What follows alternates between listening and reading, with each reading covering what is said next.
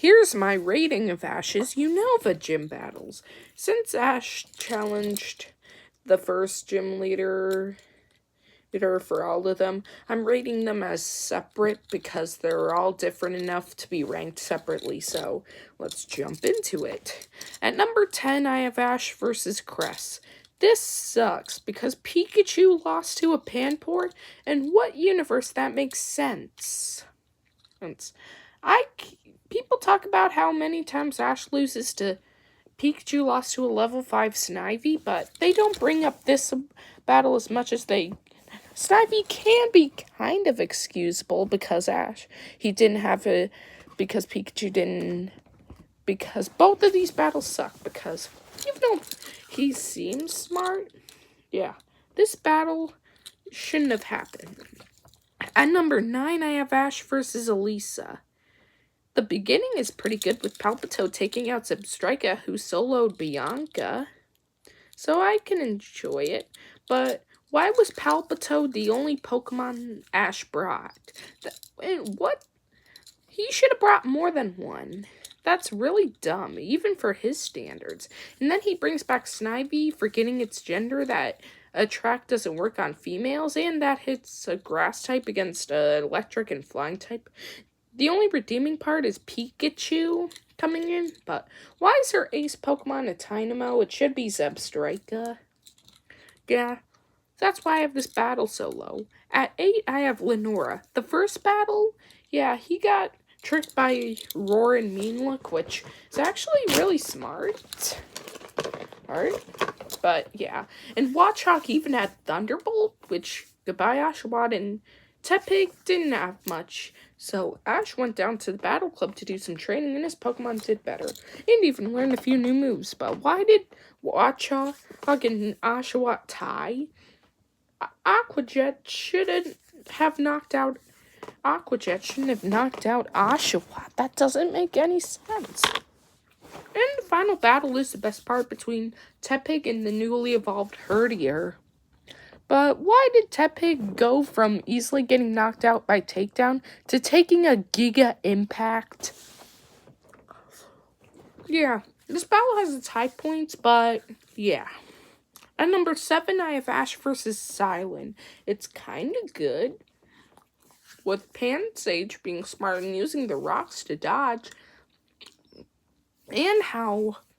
But why does Oshawott just block any attack with its Scowl Chop?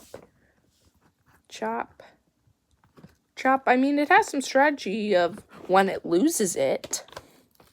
It uses the rocks of the battlefield on its water gun. Yeah, it should have been the opposite. Pikachu should have won and Oshawott should have lost, but the final one between Bite and Razor Shell, that was intense, but yeah. At number 6, Ash versus Chili. This is the best battle out of the 3 of them. And I like how Ash said he would use Tepig in his first battle. That's really cool. And a fire on fire battle. But why is there Fire Punch and Flamethrower in the first gym? Yeah, and I like how he made Tepig go into the hole, which is a thing from Jasmine. And the final one, yeah, this is why it's the best out of the 3. And number 5, Ash versus Skyla.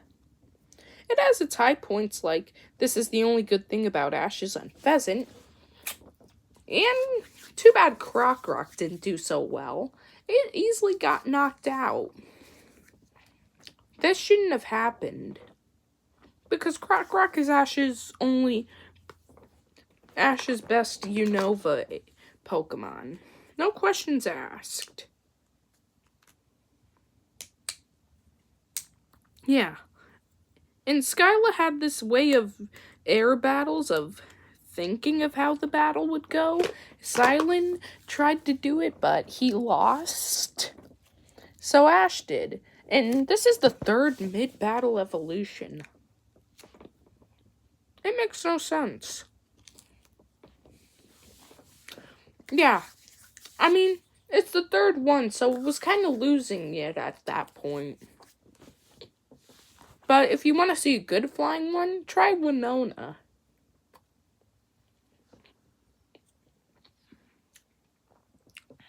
or Faulkner.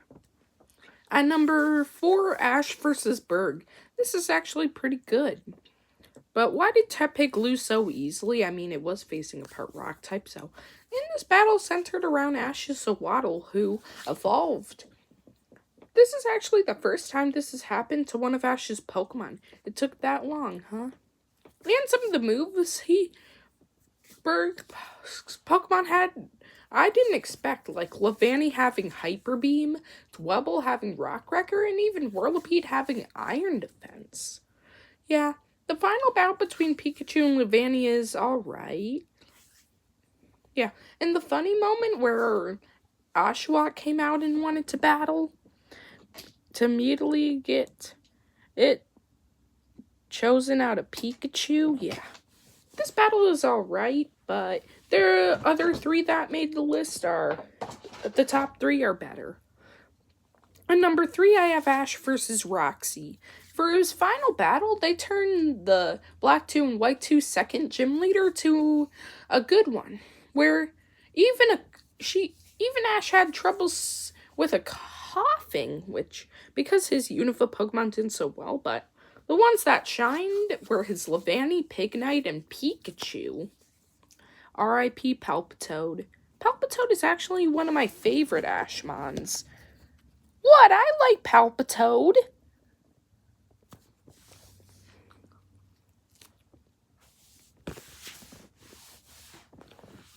Yeah. In the final battle between Pikachu and Garbodor, it just got lucky that Pikachu had static, but I'm actually glad Ash won. Even though I kind of went to see him against Drayden, it's still good. That's why it's number 3.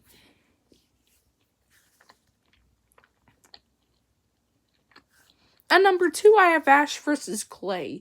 This is really good.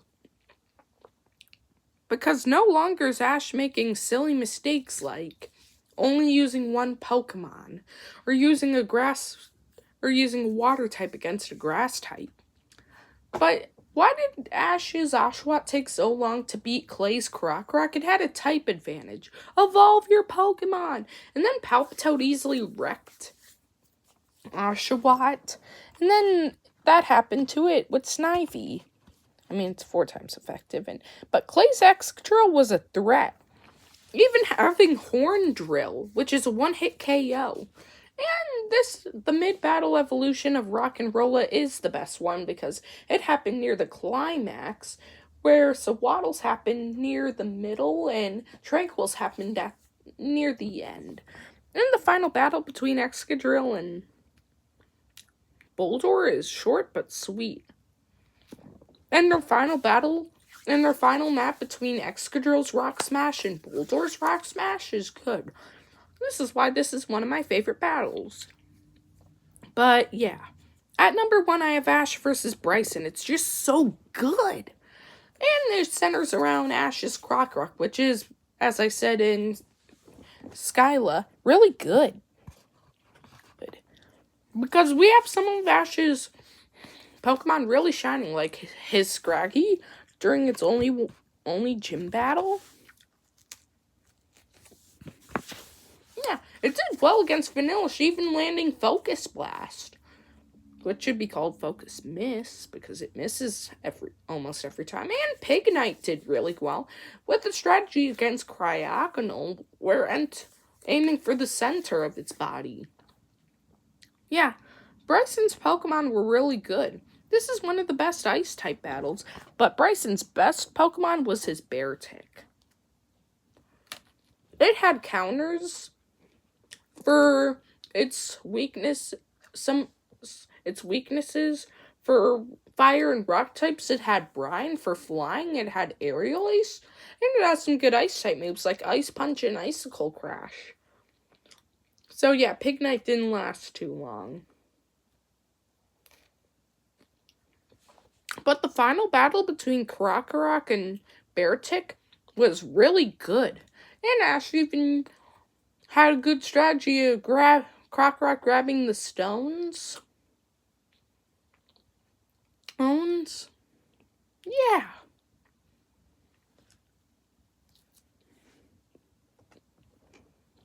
In the final battle between Croc Rock grabbing the stones and Beartick's aerial ace, to be honest, Bryson was so close to winning, but Beartick just wasn't strong enough to beat Croc Rock, which is why I have this battle at number 1. Stay tuned!